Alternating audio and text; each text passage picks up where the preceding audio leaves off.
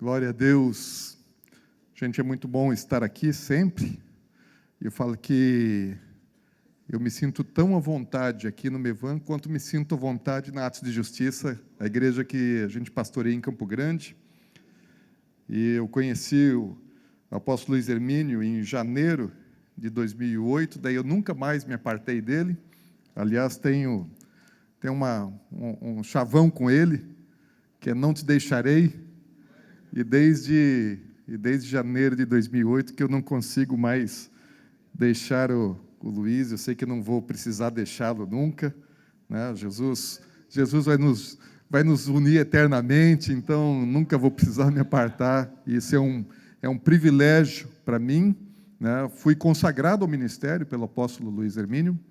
Nós começamos o ministério em 2008, lá em Campo Grande, e já começamos debaixo da autoridade, da cobertura dele. Para mim é um pastor, né? Então, estou muito satisfeito em poder estar aqui, compartilhando um pouco daquilo que Deus tem colocado no meu coração, na minha mente. Como disse Luiz, hoje a gente vai trazer um pouco de ensino, mas só o conhecimento intelectual, ele não tem valor algum se não produzir o fruto necessário em nossas vidas. Então, não quero trazer só entendimento, conhecimento, mas queria ser instrumento nas mãos de Deus para que a obra que Ele tem para realizar na sua igreja, na noiva, né, nesse tempo profético que nós estamos vivendo, possa se concretizar nas nossas vidas aqui. Amém? Eu falei, em Campo Grande nós temos um ministério chamado Atos de Justiça, e a gente anda assim debaixo da mesmo tipo de direção, de unção. Somos uma igreja com bastante trabalho social também, né? Nós amamos o trabalho social, temos trabalho de rua. Nós compramos um ônibus agora, estamos reformando o ônibus para fazer banheiros, para poder dar banho no morador de rua, para poder cortar o cabelo deles, para poder cuidar deles, dar uma dignidade, né, melhor, levar a roupa, não só levar a comida, porque a comida a gente já leva um bom tempo, mas nós queremos levar uma roupa limpa, o banho, né, condições de higiene melhor para eles. Temos um trabalho missionário no Paraguai, e no Paraguai nós trabalhamos com criança, temos cerca de 150 crianças no trabalho missionário no Paraguai, e são crianças que a maior parte dos seus pais são catadores de lixo no lixão, no Paraguai, que é muito pior do que qualquer lixão que você já viu por aqui, né? Lá tem lixo de abatedouro, lixo hospitalar, junto com lixo comercial, industrial, e o doméstico, tudo misturado, e as crianças comem dali. Então, nós estamos trabalhando para resgatar algumas crianças, algumas famílias. Estamos investindo ali no Paraguai. Em Campo Grande, estamos abrindo uma casa de crianças, uma casa lá para abrigar crianças vítimas de maus tratos, abandono, violência, enfim, né? Nós estamos tentando fazer alguma coisa, fazer alguma diferença lá em Campo Grande, também fora de Campo Grande, no Paraguai. Sempre digo que nós somos um ministério ainda pequeno, jovem, temos somente 7 anos, mas é todo baixinho invocado, né? E lá nós não somos diferentes. Nós somos assim um ministério ainda pequeno, né? Mas é um ministério invocado, que a gente não se contenta em fazer pouco, nós precisamos fazer muito. E queria compartilhar hoje aqui com vocês a respeito de sinais proféticos, né, que falam a respeito do tempo profético que nós estamos vivendo, que anunciam o tempo da volta do Senhor. Eu queria te convidar a abrir sua Bíblia. Não, acho que está aqui está nos slides também. Mateus, no capítulo 24, versículo 3, você pode acompanhar no próprio telão. Diz que no Monte das Oliveiras, e presta atenção, guarda esse lugar.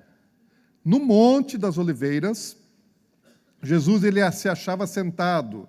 E aí os discípulos chegaram a ele e perguntaram em particular, né, e disseram a ele: dize-nos quando sucederão essas coisas e que sinal haverá da tua vinda e da consumação dos séculos.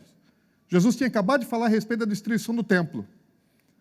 E aí, por um tempo que eles estavam saindo de Jerusalém, indo em direção a Betânia, subindo ao Monte das Oliveiras, se assentaram de frente para a Cidade Velha, para a cidade de Jerusalém, hoje nós chamamos de Cidade Velha. Então tinha ali os muros da cidade, o templo à frente deles, e os discípulos, Jesus, quando é que vai acontecer isso?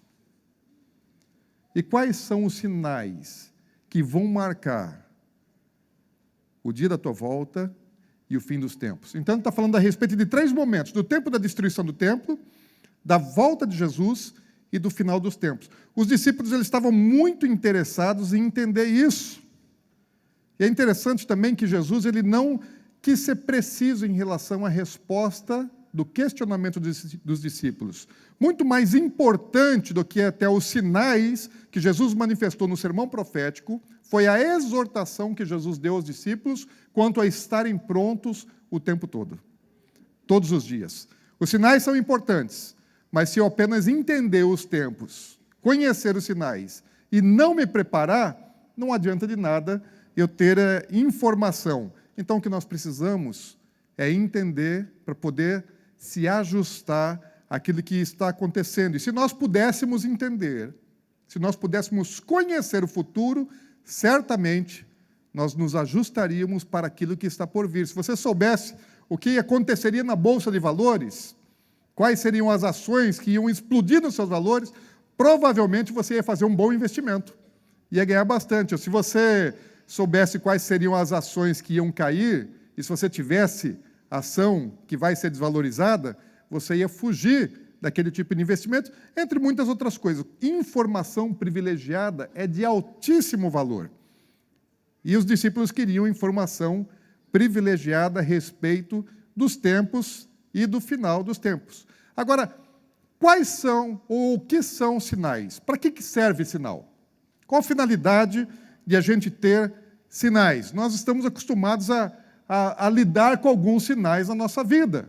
Por exemplo, sinais de trânsito, sinais do tempo. Se você vê um tempo fechado, vai chover, você vê um arco-íris, é um sinal que Deus deixou comunicando alguma coisa para a humanidade. Agora, o que há de importante num sinal não é, na verdade, o próprio sinal, mas aquilo para o qual ele aponta. Qual é o evento que ele está indicando? E onde é que se coloca um sinal? Para que se usa sinal? E aonde se coloca um sinal? Por exemplo, um sinal de um quebra-molas. Aonde é que você vai colocar um sinal de quebra-molas? Próximo de um quebra-molas. Então, se você está numa pista e tem um quebra-molas, você não vai colocar esse sinal a 1.000 metros, 2.000 metros de antecedência do quebra-molas. Você vai colocar próximo. E para que serve um sinal te avisando de um quebra-molas? É simplesmente para você saber, existe um quebra-molas. É para você se adequar. Se você vem numa velocidade alta, você tem que reduzir para você passar na velocidade adequada sobre aquele obstáculo. Porque se você não levar em consideração, você pode quebrar a mola.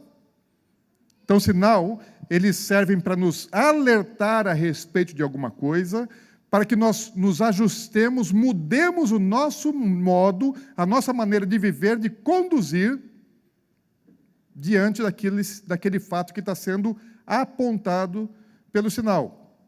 E Deus ele usa vários meios para se comunicar conosco. Deus ele fala lá em Gênesis, no capítulo 1, no versículo 14, que ele criou algumas coisas para sinalizar. Por exemplo, disse também Deus: haja luzeiros no firmamento dos céus para fazerem separação entre o dia e a noite. Então, primeira finalidade, fazer separação do dia e da noite. Seguindo, e sejam eles para sinais, e para estações, e para dias e anos. Então, os astros foram criados, segundo a palavra de Deus, para cumprir 4 finalidades: separar dia da noite, para servirem de sinalização, para marcarem as estações e para dias e anos. Então, os astros são, na verdade, um grande painel de Deus de comunicação. Deus fala ao homem através dos astros, Deus fala através das estrelas, dos sinais nos céus, desde a criação. Eles foram feitos para isso. E Deus quer que nós prestemos atenção naquilo que os céus estão dizendo. E quando Deus quer nos dar um sinal, é muito bom que a gente preste atenção no sinal. Não é legal, não é saudável desprezar nenhum dos sinais de Deus. Quando Deus fala, é para parar, prestar atenção, entender e se adequar, obedecer àquilo que Deus está falando. Quer ver como Deus fala nos céus? Nos grandes eventos da humanidade, os mais importantes, Deus falou nos céus. No nascimento de Jesus, Deus falou ao céu. Aqui está um pouco claro, talvez não dê para você ver bem, mas Jesus, ele foi anunciado nos céus através de uma estrela, que nós conhecemos como estrela de Belém. E na crucificação, também houve sinal no céu? Os céus se fecharam, o sol escondeu a sua luz, a sua clareza, por 3 horas, desde meio-dia até às 3 horas da tarde. Interessante que isso não foi um eclipse, porque Jesus morreu numa Páscoa, e na Páscoa é sempre lua cheia. A lua está atrás da terra e não entre a terra e o sol. Então Deus usou um outro meio para esconder a luz do sol da face do planeta Terra. Jesus, ele diz, ainda no sermão profético, que haverá, quando está respondendo aos discípulos, quais são os sinais? Jesus está dizendo, olha, haverá sinais no sol, na lua e nas estrelas.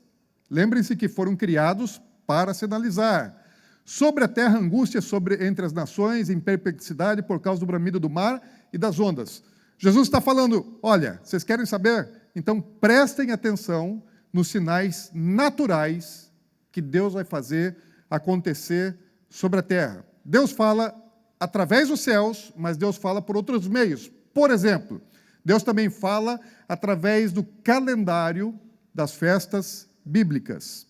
As festas bíblicas, elas são festas de Deus, não são festas judaicas, como muitas vezes nós achamos que as festas bíblicas são festas da religião judaica. Não, são festas que Deus estabeleceu.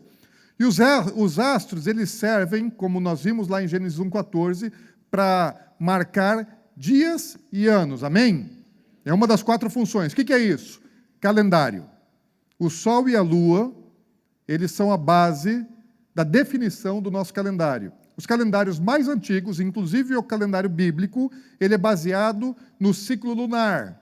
Nós usamos um calendário baseado no sol, o calendário gregoriano, mas o calendário bíblico não é o calendário que nós usamos.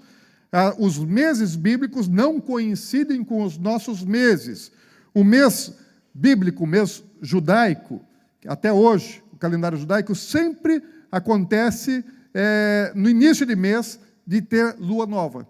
A lua sempre está entre o sol e a terra no início de um mês. No meio do mês é lua cheia.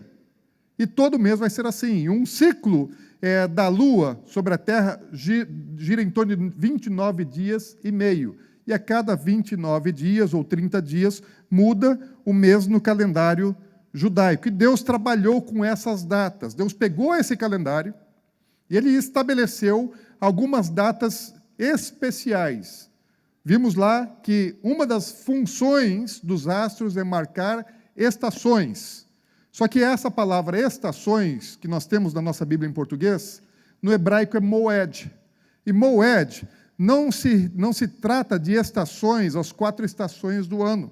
Não está falando de primavera, de verão, de outono ou de inverno. A palavra moed, ela tem um significado de um lugar, ou um tempo determinado, um tempo sagrado, um tempo especial, um tempo de encontro, e muitas vezes ela é traduzida por festas. Então, moed não tem nada a ver com as 4 estações do ano. Está falando de tempos que Deus determina para que o homem se encontre com Ele. Deus trabalha com datas especiais. Fala que a lua, Deus criou para quê? Para marcar o tempo. E aí a palavra é moed. E a mesma palavra moed você vai encontrar, por exemplo, lá em Levítico, no capítulo 23, quando fala a respeito das 7 festas bíblicas, que diz assim, disse o Senhor a Moisés, fala aos filhos de Israel e dize-lhes, as festas, que aqui é moed, já não estações, fixas do Senhor, que proclamarei, são santas convocações, e são estas as minhas festas. Deus está dizendo, essas não são as vossas festas. Esses são os dias especiais que eu marquei, e são santa convocação. Dias de reunião do povo com Deus. Falei, eu quero me encontrar com vocês. E eu vou marcar algumas datas durante um ano que eu quero encontro. Eu quero estabelecer algumas coisas com vocês, e Deus fez o quê? Deus fez um calendário de festas baseado no ciclo da lua. Então, aqui é um calendário judaico, e Deus disse que o primeiro mês do ano, ainda que quando Deus disse isso, ele já estava no 7º mês do ano lá no Egito, Deus falou, olha, esse vos será o primeiro mês, mês de Nissan. No calendário civil dele já era o 7º mês. E Deus estava estabelecendo agora um calendário religioso. Então, nós temos no calendário bíblico um início de ano civil e um início de ano religioso. Primeiro mês do ano religioso é o mês de Nissan. E Deus disse assim, olha, no primeiro mês, no dia 14, que é dia de lua cheia, vocês vão celebrar para mim a Páscoa. Nós vamos fazer uma festa nesse dia. Dia 14 é festa de Páscoa. 50 dias depois, nós vamos fazer uma outra festa. E tem ali, antes disso, temos pães ázimos, que dura 7 dias, nós temos primícias, que é somente um dia, mas 50 dias depois da Páscoa, Deus fala, eu quero também fazer uma outra festa, que se chama Pentecoste. Daí nós passamos um tempo longo, todo o verão, que não tem festa. E quando chega no outono, você tem o início do ano civil, com festa de trombetas, depois você tem a expiação, que é Yom Kippur, e logo depois você tem tabernáculos, que de novo acontece num dia de lua cheia. Então nós temos festas na primavera, e nós temos festas no verão, 7 festas. Primeira festa, abre um ciclo, Páscoa. E a última festa, fecha um ciclo, que é tabernáculos. E essas são as 2 festas mais importantes. Aqui começa e aqui termina um ciclo de redenção. E é interessante que Deus estabelece feriados. Fala, olha, eu quero encontro com vocês, mas em determinadas datas, vocês vão ter que parar tudo para me encontrar. Então, feriado, gente, quem inventou não foi o governo, quem inventou feriado não foram os sindicatos, quem inventou feriado foi Deus. Então, feriado é coisa boa, amém? Já vi que tem gente que gosta de feriado. Né? Agora, só que tem uma coisa, gente. Os feriados de Deus, eles são para lembrar coisas que Deus fez e para anunciar coisas que Deus vai fazer.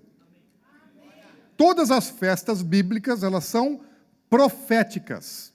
A Bíblia é um livro profético. Mesmo quando a Bíblia não está profetizando no sentido que nós mais entendemos, a Bíblia ela é profética e todas as festas são proféticas. Deus está comunicando alguma coisa para as nossas vidas.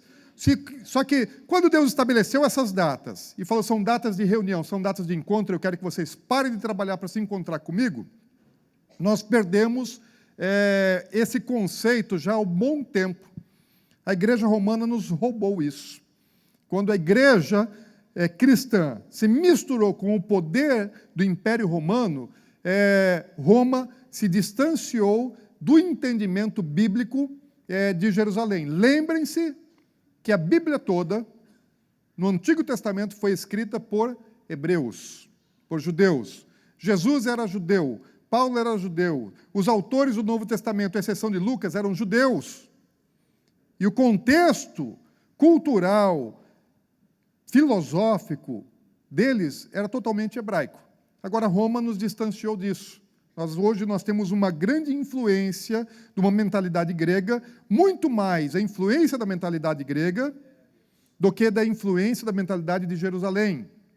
Nós aprendemos a pensar a filosofia ocidental com a Grécia e com o sistema babilônico, e nós desconectamos, perdemos os valores culturais, filosóficos, que eram o contexto da Bíblia e de todos os seus autores. Quer ver uma coisa interessante? Vocês trabalham aqui dia 12 de outubro? Não trabalham dia 12 de outubro? Corpus Christi, vocês trabalham? Também fazem feriado. Vocês são católicos? Romanos? Vocês devem ser todos, né? Católicos, apostólicos, romanos, porque eu falei aqui 2 feriados católicos, apostólicos, romanos. É ou não é verdade? Nós paramos de trabalhar, e eu também. Nós praticamos feriados religiosos. Lá em Campo Grande, dia 3 de junho, é dia do padroeiro da cidade, Santo Antônio, e ninguém trabalha. Então, a sociedade como um todo, ela tem os seus feriados religiosos. Agora, quais são os feriados religiosos que nós temos? Não foram os feriados religiosos que Deus criou. Porque o diabo, ele pega as coisas que Deus cria e ele perverte. Então, a Bíblia tem feriado religioso, sim. Só que nós não praticamos mais os feriados religiosos da Bíblia e praticamos feriados religiosos que foram criados por Satanás. É ou não é verdade? Então, nós precisamos parar e repensar algumas coisas. Quando a igreja ela passou pela reforma, ela melhorou bastante. Só que, na verdade, a igreja ela não precisava de reforma, ela precisava de restauração. Porque quando você pega um prédio, ou você pega uma arte, um quadro, que ele está deteriorado, se você for reformar, você pode produzir um resultado final totalmente diferente do original. Mas quando nós restauramos, nós devolvemos o estado original para aquele produto. E a igreja ela não precisava de reforma. E a igreja não precisa de uma nova reforma. A igreja precisa de restauração. Precisa voltar para suas raízes, ela precisa voltar para suas origens. E as festas bíblicas são importantes nesse processo. Vocês vão entender um pouquinho a respeito disso. Até o dia de Natal que a gente comemora não é uma data bíblica. E as festas bíblicas, que são feriados, e Deus fala, obra nenhuma servil fareis, nós estamos sempre trabalhando, nem sabemos que é feriado de Deus. E Ele nunca revogou isso. Até a Páscoa nós comemoramos, só que a Páscoa nós comemoramos no calendário romano, e não no calendário hebraico. Né? A festa bíblica é dia 14 de Nissan, mas nós nem sabemos quando é que isso acontece. Pode cair numa segunda, numa terça, numa quinta, qualquer dia da semana, mas no nosso calendário, Páscoa é sempre no domingo. Das 7 festas bíblicas, nós temos 3 que são principais, que é Páscoa, Pentecoste e Tabernáculos. Vou me ater um pouco mais a essas 3 aqui, para não precisar falar das outras agora. Qual é o foco da festa de Páscoa? Ela fala a respeito de redenção, fala a respeito de salvação. Jesus é o nosso Cordeiro Pascal. E ela vai falar todos os eventos relacionados à Páscoa, eles apontam diretamente para a pessoa de Jesus. Por exemplo, quando nós vemos o relato da última Páscoa que Jesus celebrou com os seus discípulos, na noite que ele foi traído, nós só temos o relato da parte final de uma celebração de Páscoa. Eles já tinham comido o cordeiro, eles já tinham comido as ervas amargas, eles já tinham tomado 2 cálices de vinho que eram celebrados, e cada um tinha o seu significado, e Jesus está naquela parte que em hebraico se chama sobremesa. Quando ele pega o último pedaço de pão e ele fala, esse é meu corpo, aquele pedaço de pão ele já tinha tirado de um meio de outras 2 fatias, de 3 fatias, ele tinha tirado uma fatia, a do meio, ali falando a respeito da Trindade, já tinha partido aquele pão ao meio, devolvido uma metade, já tinham ceado, já tinham feito a refeição, já tinham comido aquela parte, e o pedaço que ele havia partido é o corpo dele, que ele embrulhou num lenço de linho. Então, toda a Páscoa ela está falando a respeito do sacrifício de Jesus. Quando ele para, e nós temos aquele relato de Jesus celebrando a Páscoa, ele está tirando assim, esse é o meu corpo, ele desembrulhou aquele pedaço de pão de um pano de linho, e ele apresenta aos seus discípulos e fala, este aqui é o meu corpo. Sabe o que ele está dizendo? Jesus já tinha celebrado 33 Páscoas. Todos os anos ele ia para Jerusalém nas Páscoas. E ele já tinha celebrado 33 Pentecostes e 33 Tabernáculos. E ele fala assim, olha, eu desejei ansiosamente celebrar convosco esta Páscoa. Por quê? Porque ele ia trazer revelação a respeito do que era verdadeiramente a Páscoa. E todos os anos, durante 1.500 anos, desde lá do Egito, os judeus estavam celebrando com aquele ritual. E tinha um pedaço de pão escondido sempre. E aí Jesus está dizendo assim para eles, vocês sabem o que é isso aqui? Que todo ano vocês escondem num lenço? Este sou eu que estou à mesa de vocês desde o Egito. Este é o meu corpo. Eu estou fazendo parte da ceia com vocês.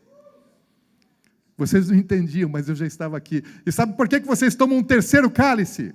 Sabe o que significa esse último cálice que vocês estão bebendo?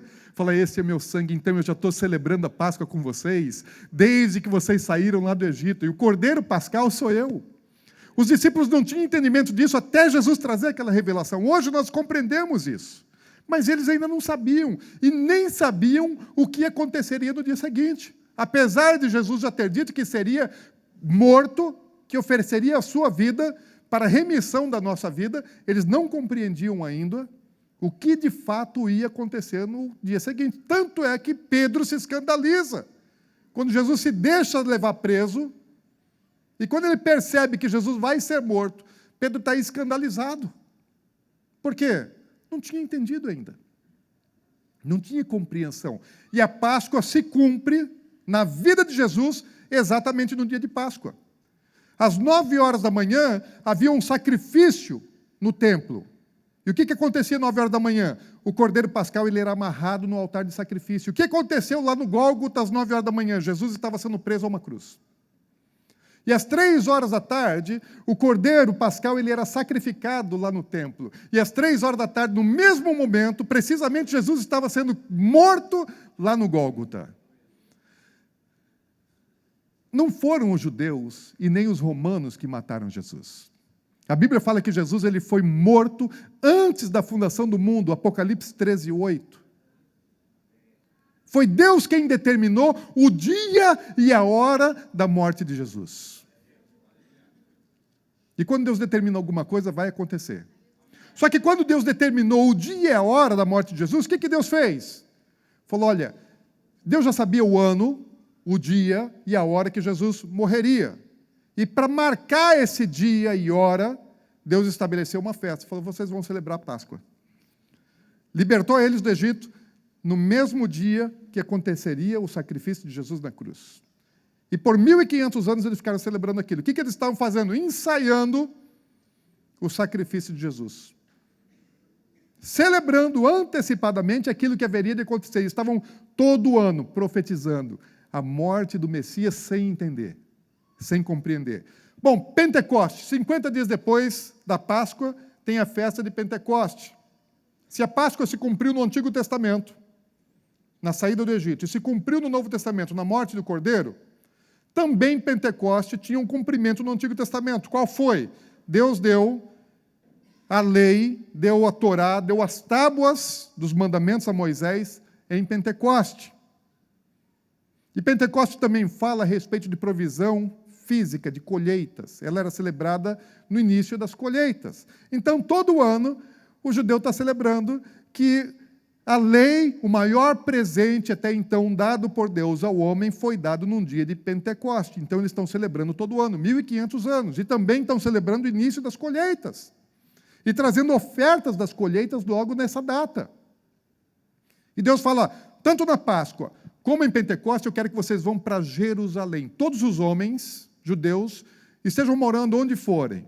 Eles têm que ir para Jerusalém. Se eles se mudaram lá para a África, para a Índia, para a Ásia, se eles estão morando lá na Grécia, na Itália, eu quero que eles venham para Jerusalém celebrar no templo. Data de encontro, Moed. Data especial de encontro. E o judeu vai. O que acontece na Páscoa? A cidade está cheia. Tem judeu de todo lugar do mundo. E muitos estiveram ali e viram o sacrifício de Jesus. Por que Deus falou, eu quero todo mundo lá em Jerusalém na Páscoa? Porque um dia Jesus ia ser morto, e ele queria que o povo se encontrasse com ele e visse o sacrifício do seu filho na cruz. Dia marcado, com antecedência, sem comunicação de quando vai acontecer, mas Deus já sabe. E Pentecoste, mesma coisa. Porque Deus ia dar o Espírito Santo, que desde lá de Gênesis, desde a criação, Ele está esperando um lugar para pousar, porque o Espírito Santo, na criação, Ele pairava sobre as águas. O que Ele está fazendo? Ele está procurando um lugar para pousar. Quando Noé, ele solta uma pomba, depois do dilúvio, a pomba ela sai e ela vai buscar o quê? Um lugar para pousar. Mas está cheio de água e não pode pousar, não tem onde pousar. E o Espírito Santo está aguardando, desde a criação de todas as coisas, um lugar para pousar, porque Deus sempre quis habitar no homem. E aí Deus marcou um dia, falou, vai ter o dia em que o meu Espírito vai pousar sobre o homem. Só que Ele não avisou o que é que Ele ia fazer, só falou, ó, eu quero uma festa. Faça uma festa e essa festa vai chamar Pentecoste, e eu quero que vocês vão para Jerusalém celebrar essa festa. Porque um dia o Espírito Santo ia descer. Jesus, quando fala a respeito do Espírito Santo, o que Ele diz? Fala, olha, permaneçam em Jerusalém. Falou para 500 pessoas. Permaneçam em Jerusalém, porque virá sobre vós o poder de Deus, a virtude de Deus. Só 120 obedeceram. 380 cabeçudos não obedeceram. Mas aqueles que permaneceram, aqueles 120, quando chegou no dia de Pentecoste, vem o Espírito Santo de uma maneira que eles não entendiam. Eles não esperavam por aquilo, eles não sabiam nem o que era Espírito Santo, porque em hebraico não existe a palavra Espírito Santo, é fôlego, é sopro. A pessoa da Trindade, do Espírito Santo, era algo obscuro ao judeu. Eles não conheciam, não entendiam a respeito disso. E aí eles são surpreendidos agora. E são cheios do Espírito Santo. E qual é o horário que a Bíblia menciona que eles estão lá no templo? 9 horas da manhã de Pentecoste. Por quê? Porque é o horário do sacrifício matinal. E ali, o que é que está acontecendo no templo? Tem judeu do mundo inteiro. Tem judeu da África, da Ásia, do Oriente, da Europa, e os judeus que não falavam aramaico. Que falavam a língua do seu país de habitação, de nascimento, judeus nascidos fora de Israel. E aí eles ouviram o evangelho sendo pregado no idioma que eles falavam, sendo cada um de cada lugar diferente, distinto. E ali é a primeira colheita da igreja, 3.000 almas se convertem num só dia, porque Pentecoste fala de primeiras colheitas. Quem é que marcou esse dia? Quando que ele marcou isso? Ele marcou num calendário que ele determinou, falou, ó, eu vou usar o sol e a lua para fazer calendário. A lua vai marcar o calendário bíblico. E aí, conforme o dia tal, vocês vão se encontrar, mas não disse o que é que vai acontecer. Os discípulos não sabiam o que aconteceria em Pentecostes. Sabiam que alguma coisa ia acontecer, mas não sabiam o dia, não sabiam a hora e nem o que era. Mas estavam previamente avisados a respeito de alguma coisa. Bom,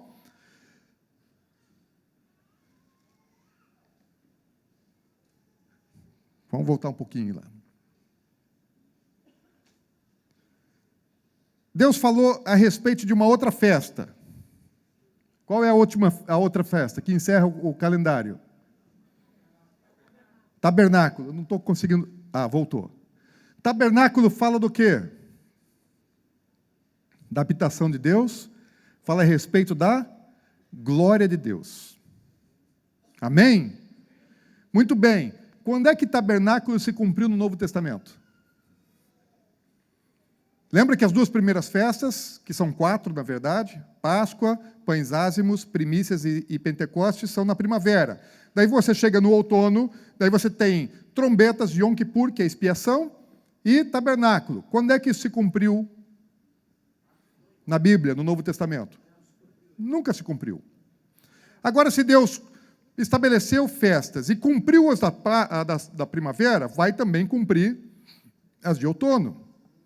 E a maior parte dos estudiosos, eles entendem, concordam, que as festas de primavera falaram a respeito da vinda de Jesus e as festas de outono falam a respeito da volta de Jesus. Porque todas as festas são proféticas. Não dá para a gente afirmar com segurança o que vai acontecer, tanto é que Páscoa e Pentecoste aconteceram de maneira surpreendente. Mesmo que tenham assim, muita coerência no que é dito atualmente a respeito das festas de outono, E pode acontecer do jeito que muita gente está dizendo. Se vocês forem para a internet, vocês vão achar muito estudo interessante a respeito dessas festas, falando a respeito de arrebatamento, falando a respeito da volta de Jesus, falando a respeito da grande tribulação. Mas eu ainda acho que nós vamos ter alguma surpresa.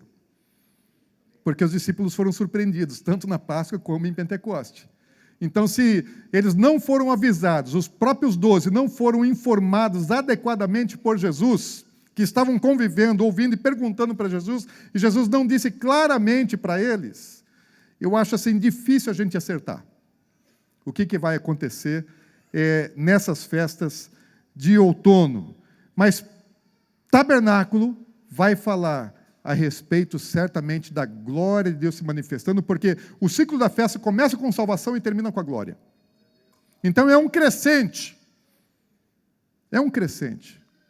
Nós estamos caminhando para o tempo de uma maior glória com o Senhor. E tabernáculo fala disso, fala talvez das bodas do Cordeiro, fala a respeito do encontro da noiva com o noivo. Bom, enfim, não dá para dizer o que é que vai acontecer, mas uma coisa é certa, Deus vai cumprir tabernáculo. Eu acredito que está relacionado seguramente à volta de Jesus, mas como, quando? Bom, vamos continuar prestando atenção, entendendo, estudando, para que a gente seja como aqueles sábios do Oriente que estudaram as profecias dos judeus e também estavam estudando astronomia e descobriram a respeito da volta de Jesus. Interessante que só sábios do Oriente descobriram isso quando tinha tanto religioso em Israel que tinham conhecimento das Escrituras e não tinham entendimento do que estava acontecendo. E aqueles que aprenderam alguma coisa lá com os escritos de Daniel, que respeitavam Daniel, que estavam estudando os céus, descobriram. Então, que sejamos nós também como esses sábios que têm o entendimento, que conseguem ver os sinais e discernir o tempo profético. Agora, do mesmo jeito que havia um dia certo para Jesus nascer, e havia um dia e uma hora para Jesus morrer, também existe dia e hora para a volta de Jesus, amém? E ele disse, nós não sabemos nem o dia nem a hora, mas existe dia e hora para Jesus voltar. Agora, que dia e que hora? Deus tem um calendário que não o nosso. Deus tem um relógio que não o nosso. Agora, que dia é hoje no calendário de Deus? Não no calendário bíblico, mas no calendário celestial. Que dia é hoje? Que horas são? Quanto tempo falta para meia-noite? Nós sabemos que horas são agora. Às vezes o seu estômago já está até roncando. Peço que você tenha um pouco mais de paciência. Você sabe que dia é amanhã. Quem sabe tem conta vencendo amanhã. Quem sabe seja o seu aniversário que esteja chegando. Ou uma data festiva, celebração. Mas e no calendário de Deus? Deus marcou dia e hora para fazer as coisas.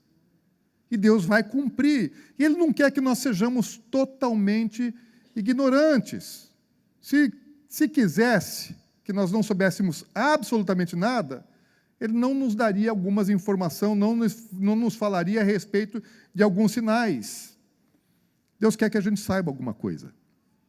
Deus quer que a gente tenha entendimento e discernimento a respeito dos tempos. Ele fala assim que até a cegonha sabe interpretar os tempos, mas o povo de Deus não sabe. O seu povo não sabe interpretar os tempos e as estações. Jesus, ele mesmo falou para os discípulos, vocês conhecem os sinais naturais. Vocês falam, olha, daqui a um tempo o campo está pronto para colher. Mas os sinais espirituais vocês ainda não aprenderam a interpretar. Nós precisamos, porque nós somos exortados pela palavra, a saber entender a respeito disso. Agora eu queria usar um dos profetas. Joel é um profeta que fala a respeito desse tempo final. O que Joel diz? Oi. É aqui em cima? Pronto, aí. Ó. Joel 2, 28 a 31 diz assim, e acontecerá depois que derramarei o meu espírito sobre toda a carne. Vossos filhos e vossas filhas profetizarão. Vossos velhos sonharão e vossos jovens terão visões. Sobre os servos e sobre as servas derramarei o meu espírito naquele dia. Então, há um sinal espiritual. Derramamento do Espírito Santo está anunciado como um sinal que vai marcar o quê? É o tempo do fim. Fala qual tempo? Do dia do Senhor. Antes que venha o grande e terrível dia do Senhor, vão acontecer alguns sinais. Ele está falando aqui a respeito de um sinal espiritual. O que é o dia do Senhor? Nós entendemos o dia do Senhor como um período de juízo que Deus vai trazer sobre a terra. Deus está deixando a terra, o homem está governando e sendo conduzido, dirigido pelo diabo na condução da terra. E Jesus ele reconheceu que Satanás é príncipe desse mundo, e o homem está fazendo do mundo mais ou menos o que quer, dentro de um certo limite que Deus estabelece. Deus não permite todas as coisas. Deus colocou limites para Satanás para agir com Jó, e Deus coloca limites para Satanás agir hoje no planeta Terra. Mas está com assim, a rédea frouxa. E vai chegar um momento que a iniquidade, a taça do pecado dos homens na terra, vai se encher e vai se transbordar, e Deus vai pegar e vai dar uma puxada da rédea. E na hora que Deus puxar a rédea, é juízo. Ele vai falar assim, basta, chega. E aí ele vai agir e vai trazer castigo sobre toda a humanidade. Jesus fala que esse dia, que esse tempo, serão sim os piores dias da existência do homem na terra, que nunca existiram dias tão maus. E jamais existirão dias tão terríveis como esses. Estão para acontecer. E Joel está falando a respeito disso, do grande e terrível dia do Senhor. Todos os outros profetas do Antigo Testamento falam, olha, não é dia de alegria, de felicidade, de glória, são dias terríveis. Dia de juízo, dia de vergonha, dia de temor, dia de pavor, porque Deus está irado no seu dia. E Ele vai julgar com os seus juízos. Agora, o que é que vai acontecer antes disso?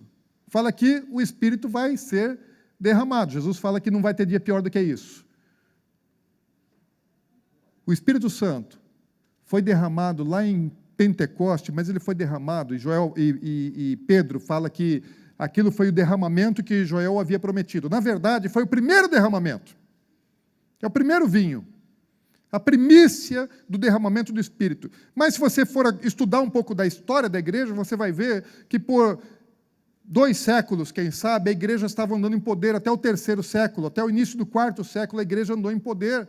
E a igreja conquistou o mundo a ponto do Império Romano se curvar ao poder da igreja, não conseguia vencer a igreja, e o próprio Constantino se converte, se verdadeiramente sim ou não, nós vamos saber lá no céu. Mas a igreja, depois da conversão de Constantino, que ela se une com o poder político do Império Romano, ela se corrompe, ela se estraga, e você não tem mais notícia de dons do Espírito Santo na igreja antiga, e nem durante o período negro da igreja, tempo da Inquisição, nem dos reformadores, e nem na época dos puritanos. Parece que o Espírito Santo estava assim, recolhido em relação aos dons. Salvação sempre houve, remanescente sempre existiu. E o Espírito Santo deixou de agir? Nunca deixou de agir, a sua igreja nunca foi tirada da terra. Mas assim, não havia uma grande manifestação do Espírito Santo na igreja. Você não ouve falar a respeito de dom de línguas, profecias, curas, milagres, sinais, maravilhas na história da igreja passada. Só na igreja primitiva. Agora, há 100 anos atrás, ou um pouco mais, vocês já ouviram falar da Rua Azusa e do movimento pentecostal. Eu sou crente um pouco antigo. Eu me converti há 34 anos. Né? E aí, o que aconteceu no passado? Você tinha igreja tradicional, fundamentalista, baseada nos reformadores, e isso cumpriu um certo propósito, precisava mesmo, mas você, de repente, acontece de vir o derramamento do Espírito, e aí você tem agora 2 igrejas, a tradicional e a pentecostal. Há 100 anos atrás você tinha 2 igrejas. Eu, quando era criança, eu ouvia muito essa divisão. O que você é? Você é crente tradicional ou você é crente pentecostal? E depois houve um momento em que surgiu um intermediário aí, as igrejas renovadas. Já não era nem pentecostal, nem tradicional, mas agora é renovado. Então, muitos que eram antes tradicionais, agora já estão fluindo em dons do Espírito Santo, mas não têm usos e costumes que marcavam as igrejas pentecostais. Na igreja onde me converti, era proibido bater palma. Bateria e guitarra era coisa do diabo. Era uma igreja bastante tradicional, então eu era um crente tradicional. Só que se você for hoje lá na igreja onde me converti, 32 anos atrás, 34 anos atrás, está todo mundo orando em línguas. O que é isso? É derramamento do Espírito Santo. Para onde você ouvir falar, a igreja está profetizando, orando em línguas, produzindo sinais, curas, milagres, maravilhas, porque o Espírito Santo está sendo derramado na terra. Nós esperamos um derramamento ainda maior? Claro que sim, mas não podemos negar que já tem mais de 100 anos que está sendo derramado. Agora, por que não foi derramado na época dos reformadores? Por que não foi derramado na época dos puritanos? Da maneira como nós vemos hoje? Porque não era o tempo profético de cumprimento de Joel 2. Porque isso é sinal, não era para o tempo todo. A Bíblia fala que isso é sinal. Que isso é sinal. Não ia acontecer em toda a história da igreja. É para tempo específico que antecede o grande e terrível dia do Senhor. Então, se nós estamos vendo esse sinal, é porque o grande e terrível dia do Senhor está chegando. Sabe o que a igreja está orando? Tem muita gente que nem acredita na volta de Jesus, tem muita gente que não quer que Jesus volte, porque está bom demais aqui na terra e seus projetos ainda não estão plenos. Então é melhor cumprir primeiro seus projetos, Jesus que espere, para as pessoas poderem se dar bem primeiro na terra. Tem muita gente que acredita assim, cristãos, convertidos, é verdade, infelizmente. E que oram em línguas, que receberam o Espírito Santo. E quando nós oramos em línguas, nós oramos mistério, nós não sabemos o que estamos orando, a não ser que o Senhor nos dê interpretação. Só que a Bíblia deixou dar uma escapadinha, porque ainda que eu não saiba o que eu oro quando oro em línguas, Deus deixou assim uma deixa para a gente. Lá em Apocalipse 22 fala um pouquinho. Fala que o Espírito e a noiva dizem. Então, quando a igreja ela está orando em Espírito, o que ela está dizendo? Além de estar falando as coisas que Deus quer que a gente fale, nós estamos clamando, vem Senhor Jesus, Maranata vem, vem Jesus, vem. O mundo inteiro está clamando, vem Jesus, nós te queremos, porque o nosso Espírito deseja isso. Porque o nosso Espírito espera pela redenção, o nosso Espírito quer essa volta do Senhor, o nosso Espírito quer esse encontro com o Senhor, o nosso Espírito quer herdar aquilo que o Senhor tem para nós. Às vezes a nossa alma não quer, a nossa mente não quer, mas o Espírito que Deus colocou em nós, esse quer. E Ele está clamando, vem Jesus. Mesmo que Ele está dizendo, Senhor, eu quero isso, quero isso, quero isso. Primeiro eu quero casar, quero ficar rico, quero um monte de coisa, quero ter título. E o Espírito falando, não é isso não. Eu quero que Jesus volte logo. A oração e o entendimento às vezes está totalmente desconexa com a oração no Espírito. Mas vamos adiante. Além do sinal espiritual, nós vamos ter sinais. Mostrarei prodígios no céu, na terra, sangue, fogo e coluna de fumaça. O sol se converterá em trevas e a lua em sangue antes que venha o grande e terrível dia do Senhor. Então está falando sinais espirituais, sinais na terra e sinais no sol e na lua. Agora, quais são os sinais na terra? Bom, quando fala sangue, fogo, coluna de fumaça, a gente está vendo isso aí toda hora. Imagina Joel com imagens semelhantes a essa, na sua visão espiritual do futuro, como é que ele ia descrever? Ele não tem muito o que dizer. Falou, Deus mostrou para ele viu imagens assim. Coluna de fumaça, fogo, sangue sendo derramado. Está falando de guerra, está falando de conflito. Desde 1948 não existe uma noite de paz na face da terra. Isso nunca aconteceu. Nós estamos acostumados porque conhecemos o noticiário diário. Os grupos extremistas, eles estão se multiplicando. O Estado Islâmico, Al-Qaeda, Boko Haram, Talibã e tantos outros já fazem parte do nosso cotidiano. As guerras, as milícias, os conflitos, as revoluções fazem parte da nossa história moderna. Mas antes da Segunda e da Primeira Guerra não era assim. Hoje a Terra não tem mais paz.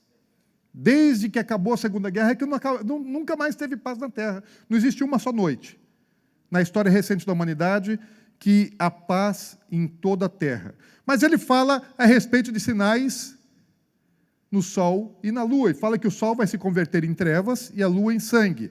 Para que existe o Sol e a Lua? Sinais. Então, a Lua e o Sol vão cumprir o seu propósito de criação, marcar, sinalizar um tempo que Deus esteja já determinado desde o passado. Agora, o que é o Sol se converter em trevas? Vai apagar o Sol? Não. Até porque se o Sol desligar, a Terra ela congela em 3 dias. Eu e você somos maior parte de água. Então, nós congelamos rapidamente, sem o calor do Sol. Toda a vida na Terra desaparece se o Sol se apagar. Nós dependemos da luz e do calor do Sol. Então, não está falando de o Sol desligar e nem está falando de a Lua, de repente, começar a jorrar sangue. Está falando, muito provavelmente, a respeito de eclipse. O que são os eclipses? É quando o Sol, a Lua e a Terra estão perfeitamente alinhados. Acontece um eclipse. Um eclipse da Lua vai acontecer quando a Terra está entre o Sol e a Lua. Então, nós temos 3 formas de eclipse da Lua e 2 formas de eclipse do Sol. Quando a Lua está entre o Sol e a Terra, você pode ter um eclipse do Sol. Total, parcial ou anelar. E quando a Terra está entre o Sol e a Lua, você pode ter um eclipse da Lua, que pode ser total, parcial ou penumbral. Aqui nesse caso, um eclipse do Sol.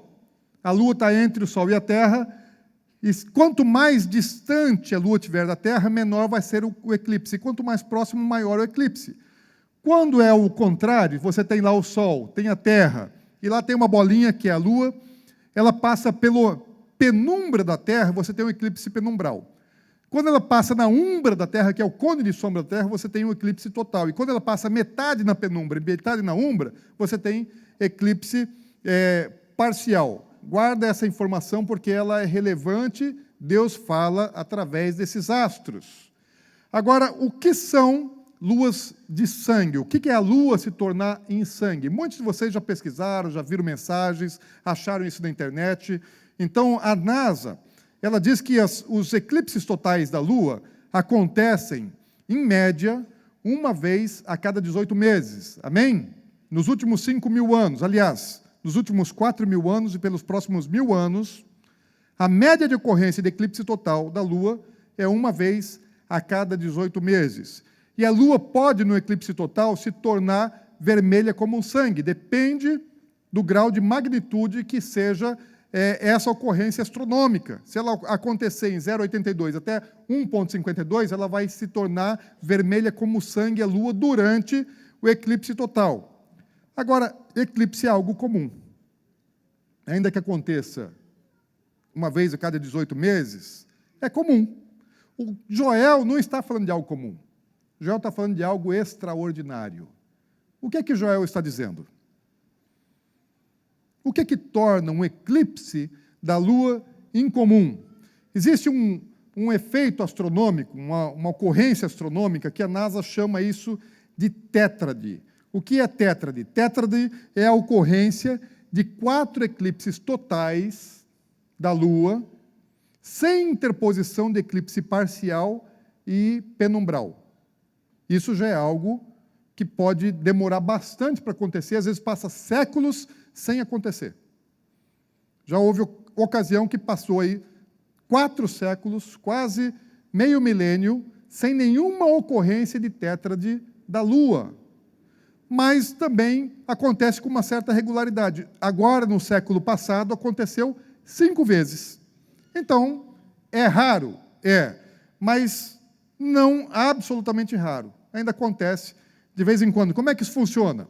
Aqui é uma tabela, você tem essas informações, elas estão disponíveis no site da NASA. Você tem site público aberto, onde você consegue verificar todos os eclipses do Sol e da Lua, desde o ano 2000 a.C. até 3000 da nossa era. Então, 5.000 anos, você pode listar cada um deles, saber onde que você vai ver, qual ocorrência, data, hora, intensidade e tudo mais.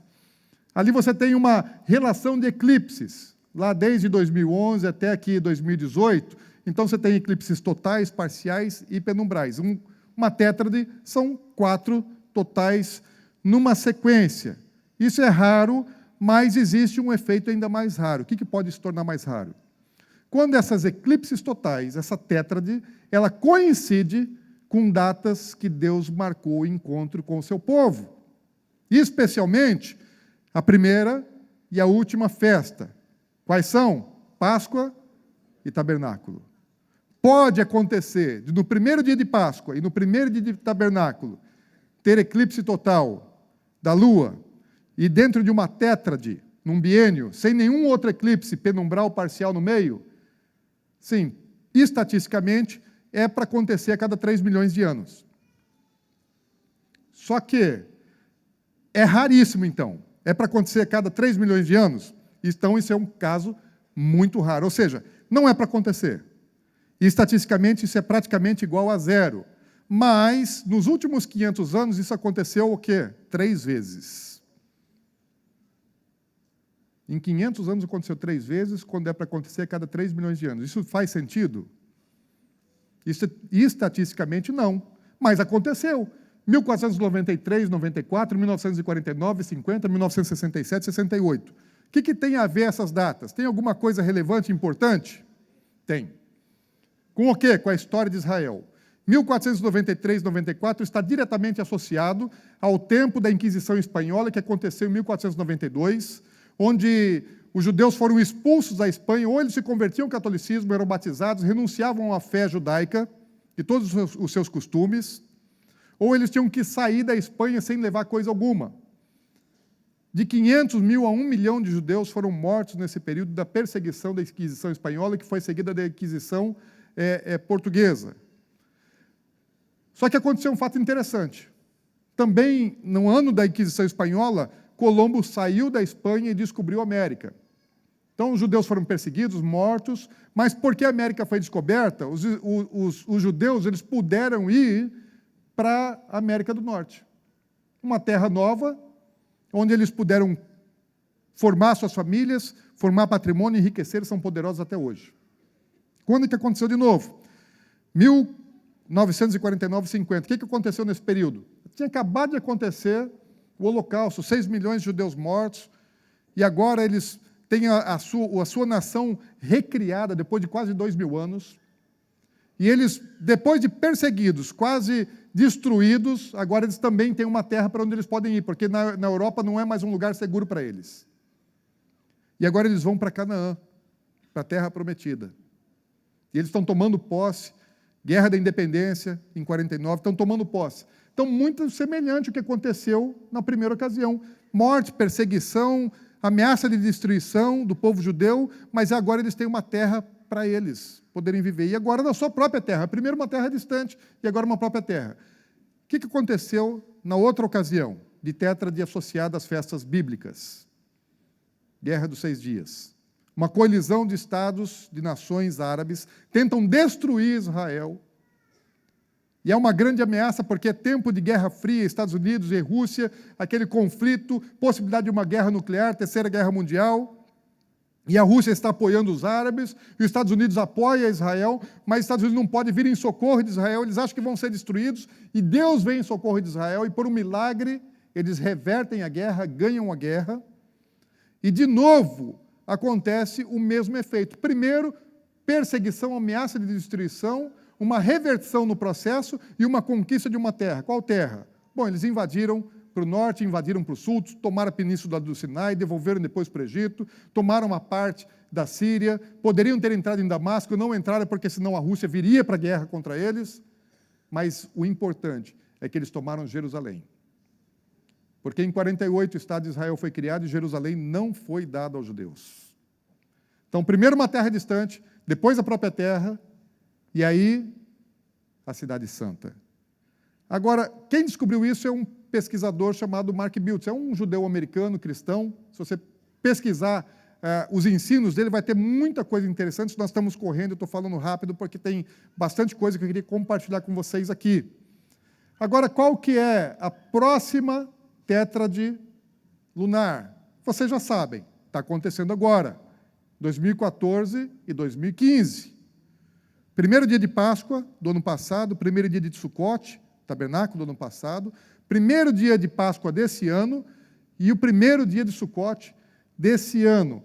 É para acontecer na média, um eclipse total a cada 18 meses. E nós estamos tendo 4 eclipses totais nesses 18 meses. Isso já é, por si só, um dado importante. E associados às datas de festas judaicas. Possibilidade estatística, uma vez a cada 3 milhões de anos, que está acontecendo pela 4ª vez em um pouco mais de 500 anos. Será que isso é interessante?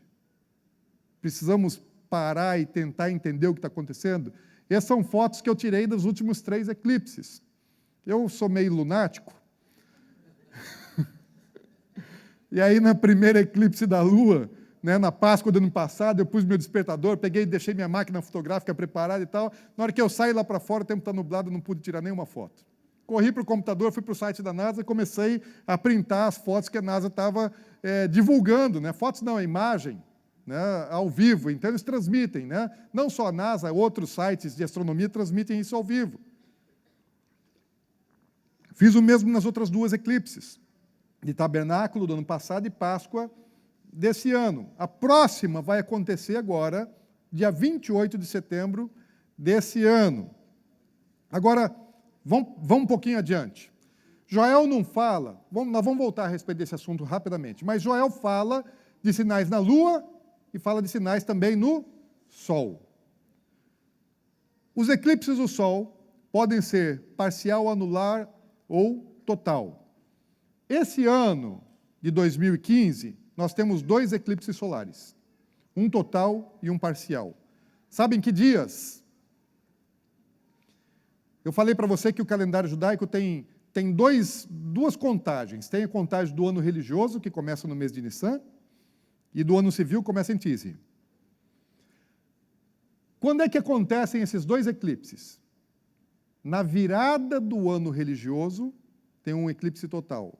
E na virada do ano civil, um eclipse parcial. Sabe o que é isso?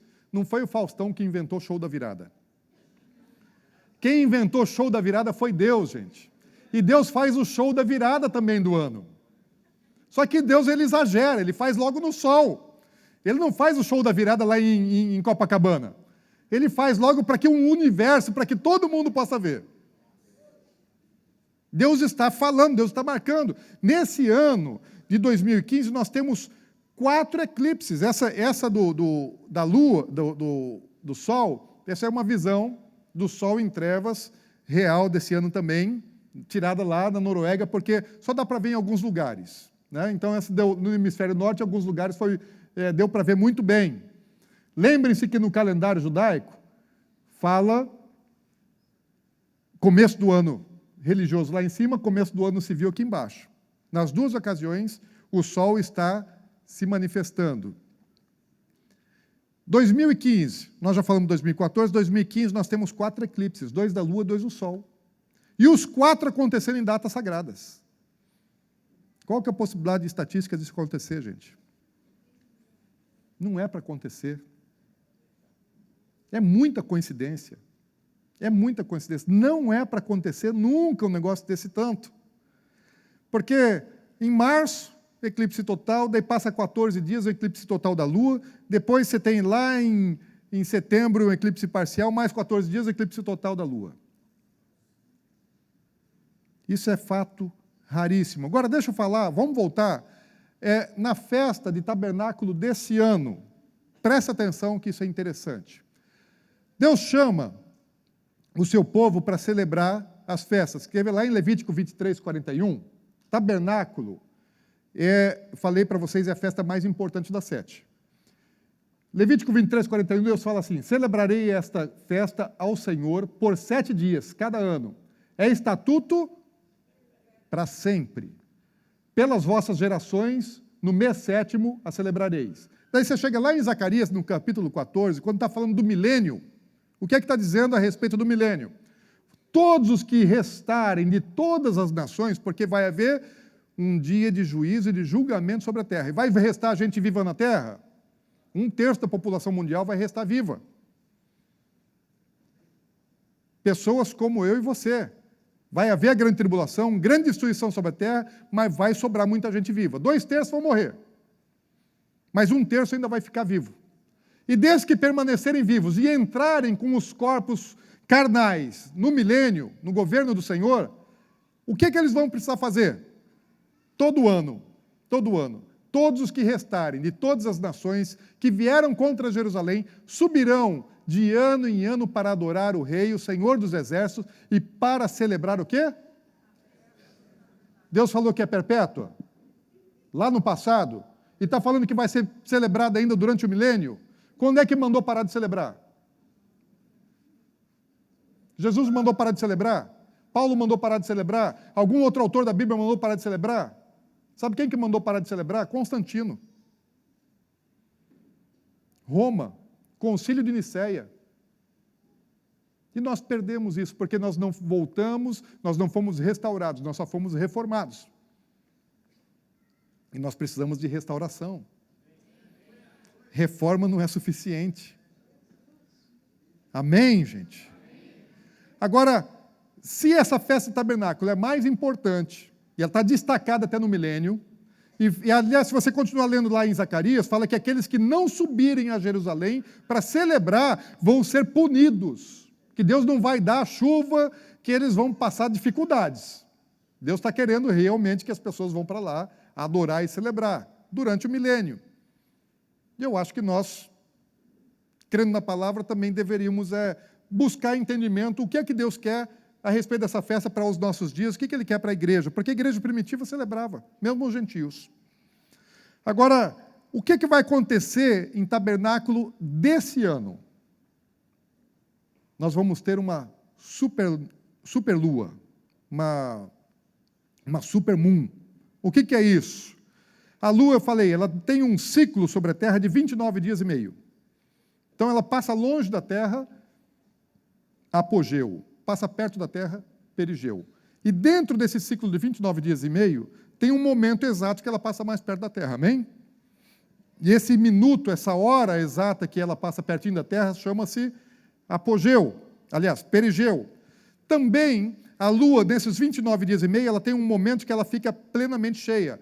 Na Lua nova, você não vê nada da Lua, porque você só vê a face escura dela, a face clara está virada para o Sol. E aí ela começa a se mover e ela começa a clarear. 1% clara, 2%, 10%, 50%, 80%, 90%, 95%, 99%. Quando ela chega a 100% de claridade, toda aquela face clara está refletindo a luz do Sol, é lua cheia. E a lua cheia dura alguns minutos. Nova, crescente, cheia, e já começa a minguante, porque na hora que já não é mais 100% cheia, 99%, ela já começa a minguar.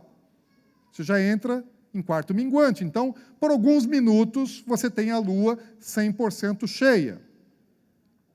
E num eclipse, você também tem a hora que ela passa no cone de sombra da Terra. E tem um lugar que ela passa assim, perfeitamente alinhado entre o Sol, a Terra e a Lua.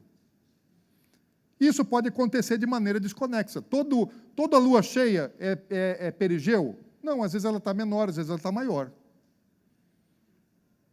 Todo eclipse vai acontecer no perigeu? Não. Você vai ser 100% cheia na hora do eclipse? Não, ela pode estar 90% cheia. Pode estar 80% cheia. Só que nesse ano, dia 28 de setembro, madrugada lá, 27 de setembro, domingo à noite aqui no Brasil, as três coisas vão acontecer ao mesmo tempo. A lua vai ser 100% cheia, a lua vai entrar em perigeu, e a lua vai estar 100% em eclipse total no mesmo instante. Quando ela entra no cone da Terra, ela entra em perigeu, que ela se aproxima. A lua fica 14% maior, 33% mais brilhante. Então é uma supermoon. É um super sinal. Deus está falando. Aliás, agora Deus não está falando, agora Deus está gritando. Ele já não fala agora ele vai gritar. É para todo mundo ver, é para todo mundo ouvir. Aliás, essa questão de para todo mundo ver, a visibilidade desse negócio tem que ser importante, porque se Deus quer usar como sinal, então tem que ser visto, não é? E onde é que vai ser visto esse eclipse? Desde ali, estão vendo no mapa, a parte mais clara é a parte onde é vista, e a parte escura onde não é vista. Então, um eclipse vai poder começar a ser visto desde lá da Índia e vai até o Alasca. Penumbral, é verdade. Mas você vai poder ver, toda essa faixa mais clara aqui, vai poder ver o eclipse total da Lua. Ou seja, o Oriente Médio, a África, a Europa e as Américas vão ver. Todas as regiões populosas da Terra vão poder ver. Isso é importante, porque se Deus quer falar, Ele precisa mostrar. Amém? Agora, que horas que isso vai acontecer? Eu acho que é bom você anotar isso aí no seu relógio, no seu calendário. Anota esses horários aí, porque se Deus está falando, não despreze o sinal de Deus. Aqui vai ser dia 27 de setembro. E a Lua vai entrar em eclipse penumbral. Penumbral você quase não percebe. Às 21 horas e 12 minutos aqui do Brasil. E ela vai estar em eclipse parcial às 22 horas e 7 minutos. Ela vai estar plenamente cheia às 23 horas e 47 minutos. Mas desde as 23 horas e 11 minutos até a meia-noite e 23, ou seja, 1 hora e 12 minutos, nós vamos ter eclipse total. No parcial você já vê isso claramente. Agora no total você vai ter mais de 1 hora para poder curtir. O último eclipse total durou 4 minutos e meio. Foi rápido, né? Agora Deus vai deixar assim, 1 hora e 12, para o mundo inteiro ver, para não ter desculpa. Você pode se atrasar, mas dá para ver. Você pode vir para o culto, você vem adorar e depois você vai para um lugar assim, aliás, aqui você não vai precisar ir para um lugar escuro, porque ela vai estar tão grande, tão brilhosa, e aqui no Brasil ela vai estar a pino, você vai ter que olhar bem para cima, porque a Lua vai estar bem em cima do Brasil, vai estar passando lá no Nordeste. Na sua terra lá, macho. Lá no Ceará mesmo, macho. Exatamente no Ceará vai estar passando. Agora vai poder ser vista do mundo inteiro, praticamente. Vamos lá, rapidamente. Deus trabalha com ciclos de 7, amém? Número 7 é o número de Deus. Eu nem sei quanto tempo que eu tenho aqui. Não tem tempo, né? Amém? Vocês podem suportar mais um pouco? Mais um monte não, né? Alguns podem suportar até mais um monte, mas vamos lá, vamos tentar ser mais um pouco só. Bom, Deus trabalha com ciclos. Vamos falar aqui de alguns ciclos rapidamente. Semana tem 7 dias. O 7º dia Deus disse que é dele. Ele falou, o 7º dia do Senhor não é esse o tema da mensagem de hoje. Mas vamos lá. São quantas festas? 7 festas. E festas falam de dias consagrados. As festas acontecem num período de 7 meses. No primeiro até o 7º mês do calendário bíblico. Daí Deus também trabalha com períodos de 7 anos, que são chamados anos sabáticos, ou shemitás. Amém? E o 7º ano de cada ciclo de 7 pertence ao Senhor. É um ano consagrado ao Senhor. E eles são importantes ainda. A gente passa rapidamente sobre isso. E a cada 7 anos sabáticos, você tem o quê? Um jubileu. Vocês já viram essas expressões todas na Bíblia. Tanto de semana, de festas, de shemitá, de jubileu. E você tem também um 7º milênio. Nós entendemos que o 7º milênio também pertence ao Senhor. O 7º dia do Senhor, o 7º ano do Senhor, de 7 em 7 shemitás pertence ao Senhor, e aí tem o milênio do Senhor. O homem está na Terra há perto de 6.000 anos. No calendário bíblico, nós estamos no ano 5.775. Daí você vai falar, bom, então, para chegar no 7º milênio, faltam 225 anos. Não, porque o calendário bíblico é diferente do nosso. O 7º dia não começa na meia-noite. Ele começa quando se põe o sol do 6º dia. O sábado começa no fim da tarde de sexta. Sabe que dia é hoje? Milenarmente falando, nós já entramos no 7º milênio. Alguns minutinhos atrás. 5.775 é 18 horas e 30 e poucos minutos. Nós já estamos no sábado de Deus. Até os rabinos ortodoxos, eles estão dizendo que é já a era do Messias. Eles estão aguardando o Messias. Porque já chegamos no 7º milênio. E o 7º milênio é esse milênio do Senhor. Eles não estudam o Apocalipse, eles não sabem sobre Apocalipse capítulo 20. Mas não precisam saber. Porque Deus já trouxe entendimento para eles pelo próprio Antigo Testamento. O 7º milênio é o milênio de Jesus, que vai reinar na terra por 1000 anos. E nós já começamos o 7º milênio. Ainda Jesus não veio, mas o milênio sabático já está iniciado. No calendário bíblico, nós já iniciamos o milênio sabático. Então, Jesus ele pode vir a qualquer momento e estabelecer o seu reino. É questão de pouco tempo.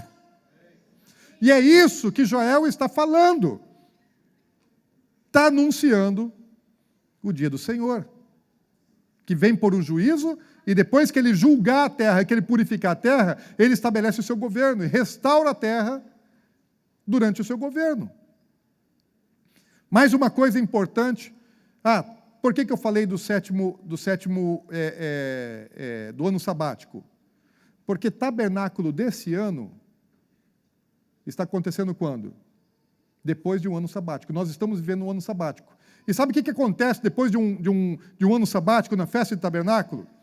Deus não mandou Páscoa, Pentecoste e tabernáculo os homens irem para Jerusalém adorar? Está na Bíblia. Mas Deus ele falou assim, tem uma data especial. Lá em Deuteronômio, no capítulo 31, Deus fala assim, ordenou-lhes Moisés dizendo, ao fim de cada 7 anos, Shemitah, ano sabático, precisamente no ano da remissão, quando? Na festa de tabernáculos, quando todo Israel vier comparecer perante o Senhor, teu Deus, no lugar que este escolher, que é Jerusalém, lerás esta lei diante de todo o povo, de todo Israel. Ajuntai o povo, os homens, as mulheres, os meninos e os estrangeiros que estão dentro da vossa cidade, para que ouçam e aprendam e temam o Senhor vosso Deus e cuidem de cumprir todas as palavras desta lei. Sabe para que Deus chamava o povo para o tabernáculo? Para nunca esquecer dos seus mandamentos. Para estudar a sua palavra e nunca esquecer dos seus mandamentos. Está falando do quê? Quais são os mandamentos? São os estatutos do seu reino. Deus fala, eu quero reinar, eu quero governar, e eu tenho um estatuto, eu tenho uma constituição, eu tenho mandamentos, eu tenho leis que regem o meu governo e o meu reino. E eu quero que vocês venham todo ano para vocês não se esquecerem disso. Por quê? Por causa do estabelecimento do meu reino. Meu reino tem mandamento, meu reino tem princípio, meu reino tem leis. Eu sou rei, eu governo. E governo sem lei não existe. E ele fala assim, olha, de 20 em 21 festas, de 7 em 7 anos. Eu não quero só os homens em Jerusalém, eu quero os homens, as mulheres, as crianças, eu quero as famílias. O que é isso? Uma super convocação feita a cada 7 anos. Quando é a próxima super convocação de tabernáculo? 2015.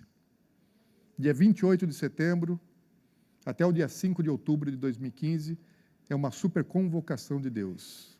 De 7 em 7 anos acontece isso. Eu não sei por que nós deixamos de celebrar, mas eu mesmo nunca fui em tabernáculo para Jerusalém. Estou falando a respeito daquilo que eu também estou vivendo, como todos nós. Nós somos ensinados assim. Agora, por que Shemitah, o ano sabático, tem relevância ainda para a gente? Isso aí já passou, nem o judeu está celebrando mais. Não, mas o judeu perderam um monte de coisa das suas raízes também. Uns poucos ainda celebram. Mas quer ver como o ano sabático é importante? Se você observar, o ano sabático ele fala a respeito de quitação de dívida. A cada 7 anos, Deus queria que as dívidas fossem quitadas. Então, Deus não queria que o povo ficasse devedor para sempre. Isso é bom demais, não é, gente? Imagina suas dívidas canceladas.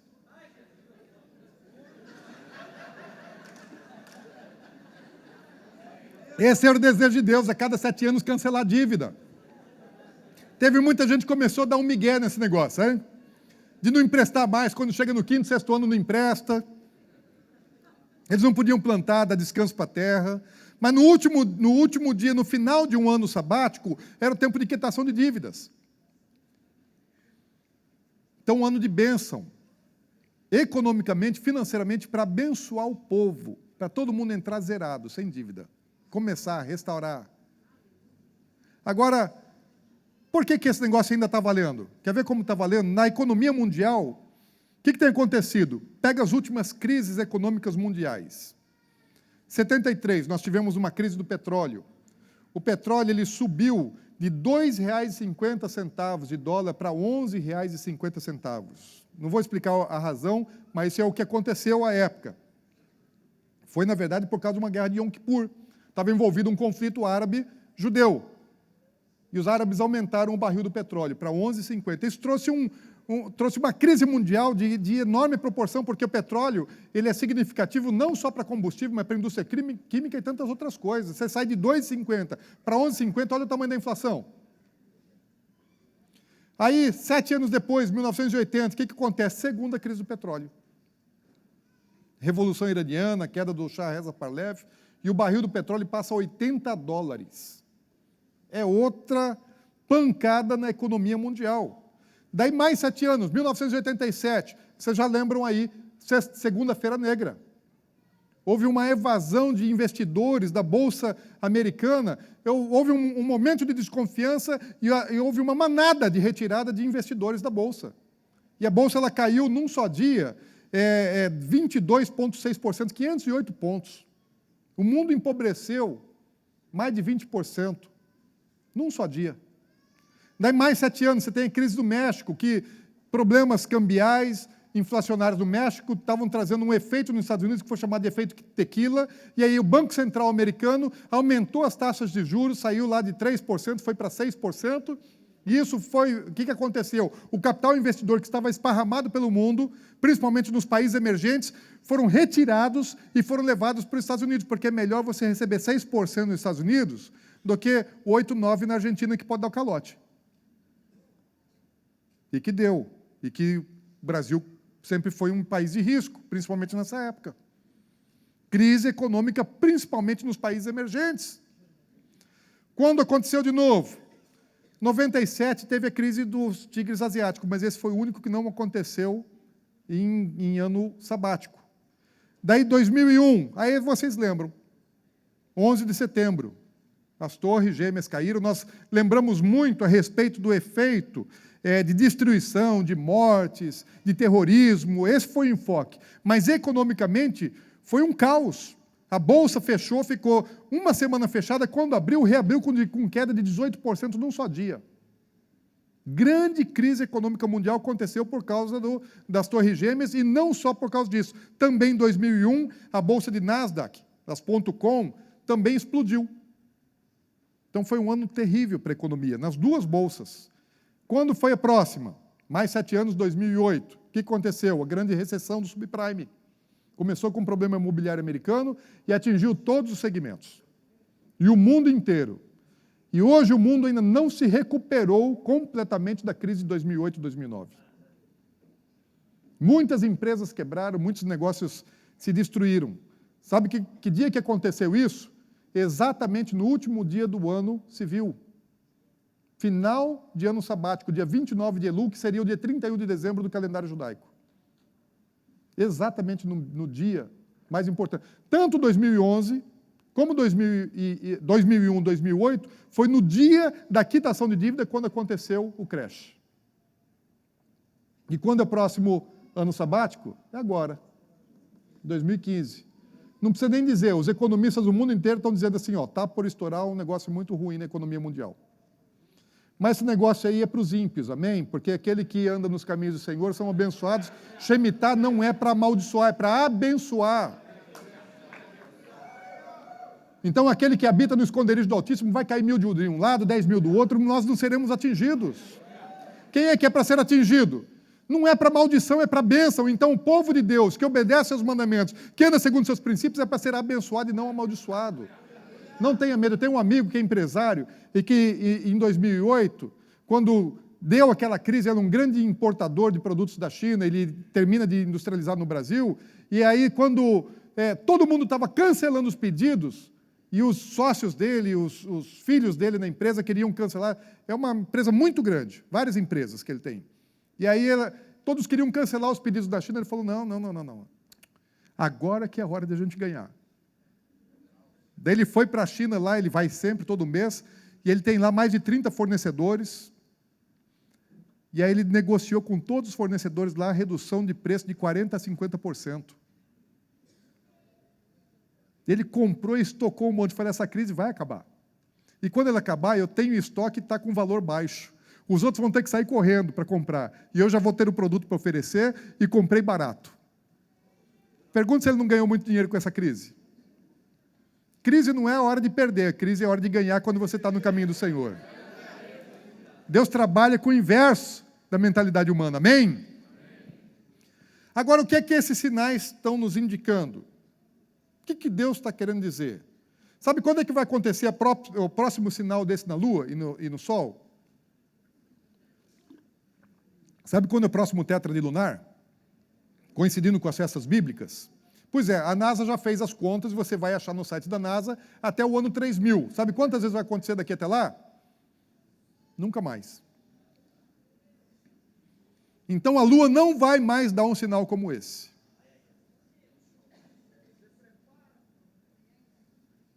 Pode ser o último sinal da Lua? Pode. O que é que Deus está dizendo a respeito disso? O que é que pode acontecer? Eu acredito que algo muito importante foi acontecer. Das últimas ocasiões, aconteceram coisas importantes em relação a Israel. Israel é relógio de Deus. Não adianta querer fugir disso. Israel é relógio de Deus. Eles existem hoje porque Deus restaurou uma nação que estava profetizada que num só dia seria restaurada. E se cumpriu. O que é que Deus está falando? Se o Sol e a Lua são para sinalizar, são sinais tremendos.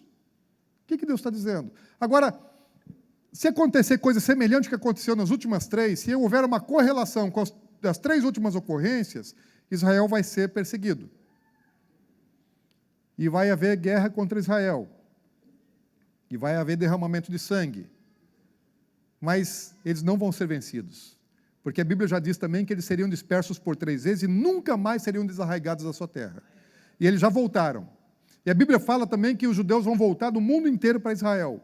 E eles estão voltando, desde 48. Agora, especificamente, os judeus estão fazendo as malas e voltando para Israel. Na Europa, está havendo um debandar de judeus de alguns países, por exemplo, como a França, os judeus estão abandonando a França e estão indo para Israel. E o Netanyahu, o primeiro-ministro de Israel, está dizendo aos judeus do mundo inteiro, venham para Israel. Nós estamos preparados para receber vocês. Amós, Osé e tantos outros profetas anunciaram a respeito disso. E os analistas internacionais dizem que em 4 anos Israel não depende mais dos Estados Unidos. Nem economicamente, nem militarmente. Porque eles sabem que vão ser abandonados por todas as nações da terra. Os países vão abandonar Israel e as nações vão se juntar contra Israel. E quando nós temos Jesus voltando em Apocalipse 19, na sua coxa escrito Rei dos Reis, Senhor dos Senhores, é o mesmo evento que está mencionado em Zacarias capítulo 14. Um está contando do ponto de vista celestial. João está vendo essa narrativa dos céus. E Zacarias está vendo da terra. Mas é o mesmo evento que também outros profetas anunciam. Agora, o que está acontecendo em Zacarias 14? As nações estão contra Jerusalém e o Senhor vem para salvar Jerusalém. É o que está acontecendo em Apocalipse 19. As nações vão se juntar. Aquela guerra que Jesus vem fazer, em Apocalipse 19, que ele vem com todos os seus exércitos, e a sua igreja vem com ele. E ele está num cavalo branco, e eu quero estar lá para capturar capeta. A gente estava conversando, eu, pastor Lourdes Hermínio, ontem à noite. Vai ser um dia de captura de demônios. Ele vem para salvar a Jerusalém, que vai estar sitiada, vai estar cercada, e vai prender Satanás, todos os seus demônios, e grandes e pequenos na terra vão ser dizimados nesse dia. Vai ser um dia de grande destruição para o inferno. Vai se juntar abutre em todo lugar para comer carne de poderosos, de soldados de todas as nações. E eu e você vamos estar lá, voltando junto com Jesus, para vencer essa batalha e para aprisionar alguns demônios. Eu faço questão, tem alguns que assim, Jesus, quem foi aquele daquele dia, daquela ocasião? Me mostra. Me mostra. E eu vou vir com algemas e correntes, eu vou fazer questão de pegar e falar, foi você. Eu falei que ia te pegar. E vou fazer questão de jogar no inferno. Porque é isso que vai acontecer aquele dia, uai. E está chegando. Agora, o que pode acontecer antes? Só falta um pedaço de terra ser dominado plenamente por Israel, que é a esplanada do templo, lugar onde tem uma mesquita, que é o lugar mais sagrado da terra, lugar de construção dos templos. E o terceiro templo vai ser construído. É verdade que o anticristo vai sentar lá, mas são coisas que ainda estão acontecendo. Então, o que pode acontecer? Joel fala, antes que venha o grande e terrível do Senhor, antes que aconteça a grande tribulação, vai ser sinalizado no céu. Então, eu acredito que a grande tribulação está para chegar aí. Se a igreja vai ser arrebatada antes, durante, não sei. Eu queria muito que fosse antes. Mas eu acho que sim, vai ser difícil a gente ir antes. Porque existem muitos textos bíblicos que, assim, não dá para a gente explicar a igreja sendo arrebatada e não padecendo parte do sofrimento e da perseguição na terra. Para ser purificada a igreja. Mas a grande tribulação pode começar logo, pode começar já. Quem sabe até a igreja pode só ser arrebatada. Tomara que sim. Me parece que não, mas tomara que sim. Muitos teólogos estão dizendo que sim. E quando a gente pensa em dia do Senhor, nós falamos o quê? Um dia sabático, 7 anos. Quando nós falamos da tribulação, nós falamos de 7 anos. E Deus trabalha com ciclos de 7. E nós vamos começar um novo ciclo agora. E bem na virada, quando termina um ciclo para começar outro ciclo, tem um sinal desse no céu. Ou sinais desses dos céus. O que Deus está mostrando? O que pode acontecer em tabernáculo desse ano? Agora, se lá na Páscoa Deus cumpriu, e em Pentecostes Deus cumpriu, o tabernáculo vai cumprir. Tem 3.500 anos que está celebrando o tabernáculo e não cumpriu. Pode ser 2015? Eu não estou dizendo que vai, mas pode. Eu fui alcançado, e nós todos fomos alcançados pelo efeito da Páscoa, porque a salvação de Jesus nos alcançou. Mas tinha muita gente lá em Jerusalém que estava vendo Jesus, e Deus queria que muita gente estivesse em Jerusalém para testemunhar, para ver. E receber lá, ao vivo, a cores. Eu fui alcançado como você pelo Pentecoste, recebemos o dom do Espírito Santo. Mas tinham 120 que estavam lá em Jerusalém, e eles receberam, foram os primeiros, e eles compartilharam. Quem recebeu primeiro, compartilhou para os demais. O que Deus vai fazer em tabernáculo? Eu, particularmente, não acredito que seja o arrebatamento. Sabe por quê? Porque o arrebatamento, você vai poder desfrutar dele instantaneamente em qualquer lugar do mundo. Mas tabernáculo, Deus fala, não, eu quero lá em Jerusalém. Então Deus vai fazer alguma coisa lá. Que vai alcançar o mundo inteiro depois. Mas Deus quer uma reunião lá. Na hora que Ele cumprir tabernáculo, Ele quer que lá esteja cheio de gente. Para testemunhar e para receber em primeira mão aquilo que Ele vai fazer. Eu fui alcançado pela salvação, fui alcançado pelo Pentecoste. Mas que eu queria ser um daqueles 120 que estava lá no cenáculo, eu queria. Que eu queria estar lá no Calvário, vendo Jesus dando a sua vida, o seu sangue por mim, chorando dessa hora, eu queria.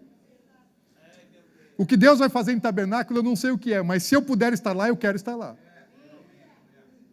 E pode ser esse ano. Por que pode ser? Porque tem muito sinal apontando. Tem outras coisas. Muitas coisas aconteceram da Páscoa passada para cá, mas eu vou pular isso aí porque são coisas que, numa outra ocasião, a gente pode falar. Agora, quando essas coisas começam a acontecer, Jesus diz assim no sermão profético, haverá sinais no sol, na lua e na estrela, versículo 25. Aí no versículo 28 de Lucas 21, ora, ao começarem estas coisas a suceder, exultai, se alegrem, e erguei a vossa cabeça, porque a vossa redenção... Gente,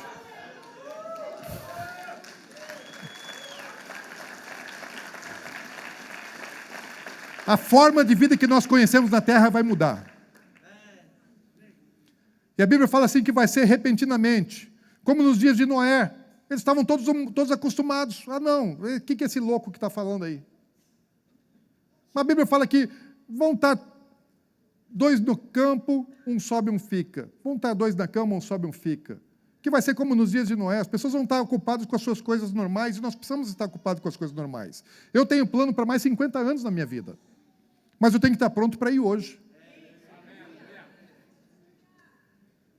Não é simplesmente abandonar tudo, como alguns fizeram, interpretando, Jesus está voltando, então vamos parar tudo. Para que estudar, para que trabalhar, para que casar, para que fazer essas coisas? Não, a Bíblia não manda fazer isso.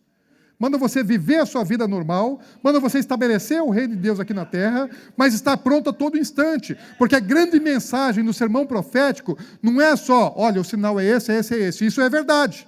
Mas a grande mensagem do sermão profético é vigia. Vigia, vigia, vigia. Quando? Todo dia, toda hora, porque você não sabe o dia e a hora. E se você não vigiar, você pode ser pego desprevenido, você pode ser pego de surpresa. Eu acredito que Jerusalém, na madrugada do dia 28, 27 para 28, vai estar assim. Lembra que Jesus ele começa o sermão profético sentado no Monte das Oliveiras, de frente para a cidade? Vocês já viram fotos assim da cidade? Ali embaixo ali a muralha, ali está a mesquita, que está no lugar onde estava o templo. E Jesus ele estava sentado no Monte das Oliveiras, ele podia ver a cidade desse ângulo.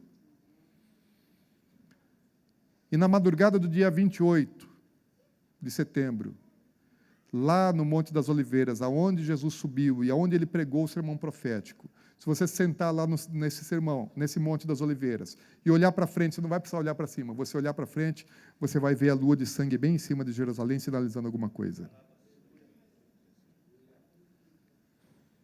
Estão entendendo? Sinal de Deus não se despreza. O que vai acontecer, gente, eu prefiro não arriscar. Tem muita gente arriscando, e alguns vão acertar. Mas os discípulos foram surpreendidos na Páscoa, e foram surpreendidos em Pentecoste. E muitos vão ser surpreendidos em tabernáculos. Mas aqueles que receberam, que testemunharam, foram privilegiados. Foram privilegiados. E assim, eu estou com uma expectativa muito grande. Muito grande. Eu não sei, pode até não acontecer nada. Pode não acontecer. Mas é o sinal. E só por ser um sinal, se Joel 2 está se cumprindo agora, e eu estou acreditando que isso é cumprimento de Joel 2, porque não vai haver coisa semelhante a essa no Sol e na Lua nos próximos 1000 anos. Então eu acredito que está se cumprindo uma profecia de 2.500 anos atrás. Então eu quero ver o cumprimento disso nos meus dias. Gente, isso é maravilhoso, não é? A Bíblia se cumprindo nos nossos dias. Eu acho que Joel queria ver isso. Isaías queria ver isso, Ezequiel queria ver isso, Jeremias queria ver isso, os apóstolos queriam ver isso.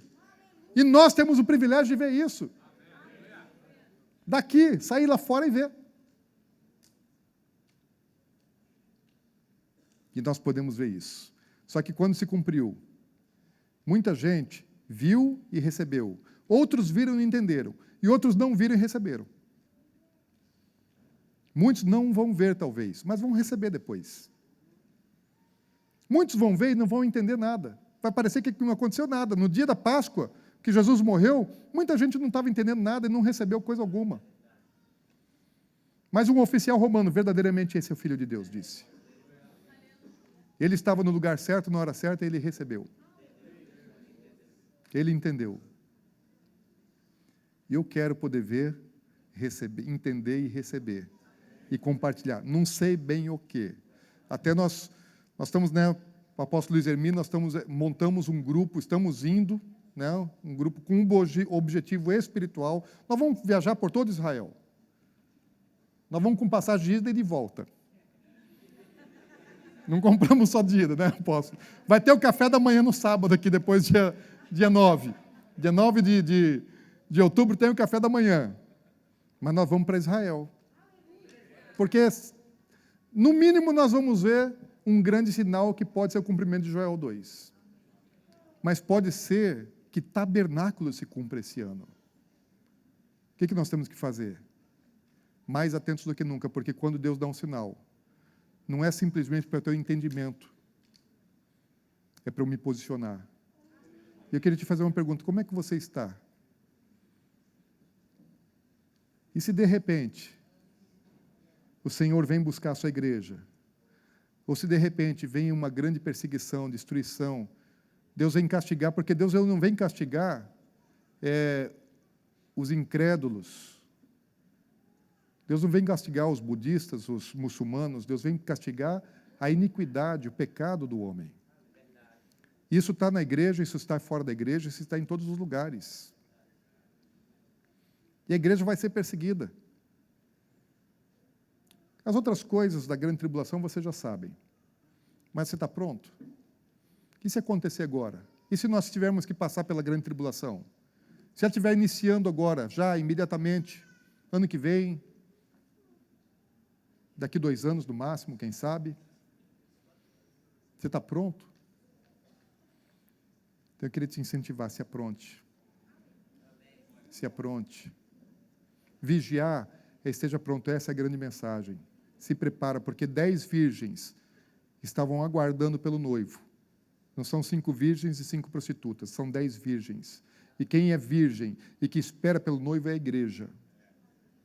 Só que 5 delas eram tolas, estavam desatentas e perderam a entrada. Não participaram das bodas. E muita gente vai ficar, um sobe e outro fica. Pode ser o arrebatamento? Pode. Pode ser a grande tribulação começando e o arrebatamento vem depois? Pode. Não sei o que vai ser. Mas os sinais estão dizendo, o tempo acabou. O dia do Senhor está chegando. Não é para a gente temer. O mandamento é exultar, é se alegrar. Mas olhar para os céus. Olhar para os céus é o seguinte, para de se preocupar tanto com as coisas da terra. Faz tudo o que tem que fazer, faça planos por mais 50 anos. Mas não coloque o seu coração nessa terra.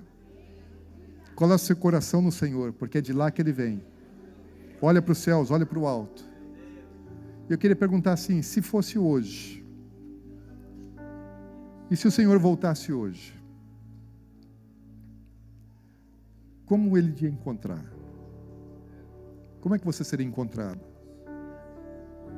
Seria um motivo de alegria, de angústia, porque a palavra de Deus fala assim que vai ser um tempo de angústia, por causa do pecado. E o Senhor sabe se eu estou bem, se eu não estou. Não é se eu sou religioso, se eu vou na igreja, mas Ele sabe se eu estou vigiando ou não. E para eu estar pronto, Jesus já ensinou como é que se faz. Não basta ser crente por um tempo, ou na maior parte do tempo. Ele fala vigia, porque não sabe nem o dia e nem a hora. Então, quando é que eu tenho que vigiar? Todo dia e o dia todo.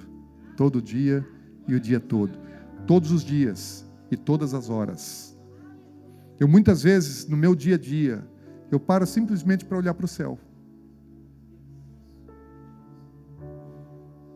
Às vezes eu estou em alguns lugares e o meu coração e a minha mente estão dizendo assim, pode ser agora. O meu noivo pode estar vindo me buscar. Pode ser já. Eu não sei como, quando, o dia e a hora, do jeito que vai acontecer, mas sei que vai acontecer. E o mandamento é vigia. Você tem vigiado? Que tipo de virgem é você? Sábia ou tola? Os sinais são para a gente mudar a maneira de andar. Sinal dizendo assim, ó, vai acontecer. E quando vai acontecer, é hora de eu mudar. É hora de eu transformar. Não é mais do jeito que eu vinha caminhando, que eu caminho. Diante dessa situação, agora eu preciso me ajustar para isso. O juízo de Deus vem, o arrebatamento da igreja vem. A ordem eu não sei, mas vem. E os sinais são assim, se apronte. Quem vigia está pronto. Quem vigia é que não dorme, é que está acordado. Não anda em trevas. Não tem nada escondido. Existem coisas ocultas na sua vida? Existem coisas que você não quer que as pessoas saibam? Existem coisas que seu cônjuge, seus amigos, seus líderes, pastores não sabem? Deus sabe. E eu preciso vigiar todo o tempo. Na hora de você assistir sua televisão, você está vigiando? Na hora de você ir ao cinema, Com a sua namorada, você está vigiando. Quando você está namorando, você está vigiando. Quando você está no seu computador, você está vigiando. Se Jesus disse assim para a gente vigiar todo dia, toda hora, porque Paulo fala também em Tessalonicenses 5, que esse dia ele vai chegar de uma maneira que pode nos surpreender, e não é para nós sermos pegos em trevas. E vai ter um monte de namorado crente, que naquela hora vai estar num amasso que não é vigia. Vai pegar crente em motel. Vai pegar. Inevitavelmente vai pegar. Porque está profetizado. Mas que não seja eu. Que não seja a minha família. Que não sejam os meus filhos. Que não sejam as pessoas que eu lidero.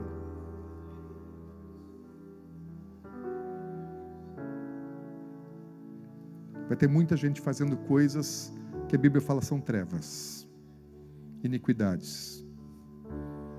E se a Bíblia fala assim, para o crente vigiar, porque não sabe dia e hora, porque tem que vigiar o tempo todo.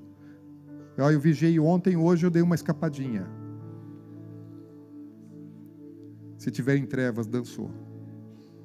Paulo fala assim, haverá repentina destruição. Não seja surpreendido. Esse é o grande alerta para a gente. Como é que você está? Eu queria apelar para o seu espírito, não para a sua emoção. É sério isso, gente. Você já entendeu aqui. Não dá para negar essas coisas, esses sinais. Mas você precisa entender aqui. Isso é muito sério. Tem 4 tipos de crente, eu encerrei. Existem crentes hoje no mundo que não acreditam mais na volta de Jesus.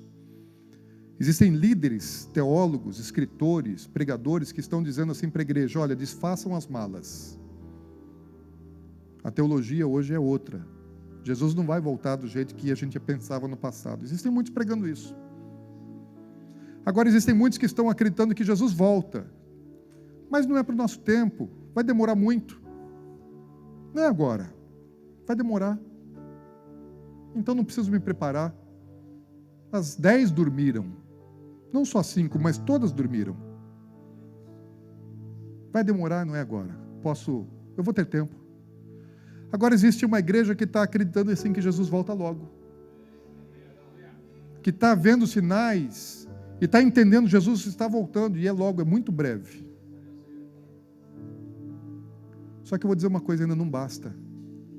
Porque saber não é suficiente. Existe uma igreja que sabe que Jesus volta logo e está se preparando para isso. E você? Você crê que Ele volta logo? E qual é a diferença que isso está fazendo na sua vida? Você está se preparando para isso? Não basta crer, tem que se preparar. E só essa igreja que crê e se prepara é que vai alcançar essa redenção e que vai governar com Ele. Não sou eu que estou dizendo, é a Bíblia que diz. Eu não estou falando de salvação, estou falando das bodas do Cordeiro, estou falando do arrebatamento. Se Jesus viajar, Ele precisa me encontrar pronto agora. Não é amanhã nem depois. Eu queria fazer um apelo assim para o seu espírito. Se alinha com o Senhor. O teu espírito quer se encontrar com Jesus. Sai das trevas. Se tem alguma coisa errada na sua vida, abandona já, imediatamente. Eu quero te pedir assim, por favor, não seja uma das 5 virgens tolas. Não seja um dos que fica. Não seja um dos que sejam surpreendidos. Por favor. O Senhor quer você. E vou te dizer, só depende de você. Vamos ficar em pé.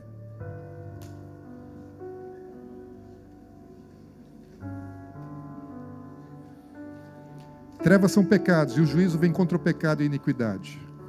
E se existe trevas na sua vida, se existe pecado, nós queremos encerrar orando E se há pecado na sua vida, sai do seu lugar. Se existe trevas na sua vida, sai do seu lugar. Vem até aqui. Mas vem renunciando. Fala, eu não vou mais correr o risco. Eu não vou ser pego de surpresa. Vou renunciar ao meu pecado. Sai do seu lugar, renunciando, entregando o seu pecado. Fala, cancelando, anulando o efeito do domínio de Satanás, do pecado na sua vida. Fala, eu não vou ficar em pecado. Eu não vou ser pego de surpresa. Vem confessando. Você sabe o nome do seu pecado. Paulo fala assim, para que você não seja encontrado em trevas. Se você tem mentira na sua vida, se você tem injustiça na sua vida, se você tem pecado financeiro, se você tem pecado sexual, se você está falando mal das pessoas, isso não é vigiar. Falar da vida alheia não é vigiar. Falar da sua liderança, criticar, não é vigiar. Se você tem ira, se você não perdoou alguém, se existem pessoas que você precisa perdoar, sai do seu lugar, vem renunciando, entregando o seu pecado. Sai das trevas, vem para a luz. Sai das trevas, vem para a luz. Se você está namorando, seu namoro não está puro, sai das trevas, vem para a luz. Ah, seu namorado não concorda. Não precisa ser tão radical. Larga dele. Ele não te merece. Porque um pecado sexual não leva só uma pessoa para condenação, leva duas. Então, se ele quer ser condenado, deixa ele ser condenado sozinho. Se ele faz tanta questão de ser condenado, você não precisa ser condenada com ele. E vice-versa. Dá nome para o teu pecado e vem confessando. Vem aqui, vem falando o nome do seu pecado, confessando ao Senhor. Qual é o teu pecado? Qual é o teu pecado? Eu quero orar, mas vem rápido. Não resista, não resista. Não se apegue ao pecado, porque se apegando às trevas, o sinal está começando imediatamente, imediatamente. Então sai, vem aqui. Senhor, eu quero orar, Senhor, pelos meus irmãos aqui que estão confessando pecados. Senhor, em nome de Jesus, recebe a confissão. A tua palavra fala que se nós confessarmos os pecados, o Senhor é fiel e justo para nos perdoar e nos purificar de todo pecado. Então, Senhor, lava, purifica, aceita, Senhor Deus, a confissão, eu peço, junto com os meus irmãos, e dá força para que eles vençam, Senhor Deus, toda a cadeia do pecado, toda a escravidão que Satanás tem lançado através do pecado. Traz, Senhor, os meus irmãos para a luz, verdadeiramente, Senhor. Que venha a luz, Senhor Deus, e que toda treva, todo engano de Satanás, toda corrente, seja quebrada em nome de Jesus. Traz a tua libertação hoje aqui, Senhor. Prepara a noiva do Senhor Jesus, porque a noiva de Jesus, ela é pura, ela é santa, ela é imaculada, é sem defeito. Então, Senhor, que essa igreja, que essa congregação, Senhor, que esse povo que o Senhor reuniu aqui, seja encontrado todo ele, Senhor Deus, como uma noiva pura para o Senhor. Santifica, Senhor, a tua igreja. Santifica, Senhor, o teu povo. Tira, Senhor, Espírito Santo. O Senhor tem sido derramado, Senhor, sobre as nossas vidas nesses dias. E eu peço agora, Senhor, Espírito Santo, fortalece a tua igreja. Vem, Senhor, com dons, com capacitação, com poder e autoridade de transformação sobre a vida dos meus irmãos aqui, Senhor. Fortalece a tua igreja, Senhor. Enche ela da tua presença, do teu óleo, do teu azeite, para que todos possam subir naquele dia. Em nome de Jesus. Em nome de Jesus.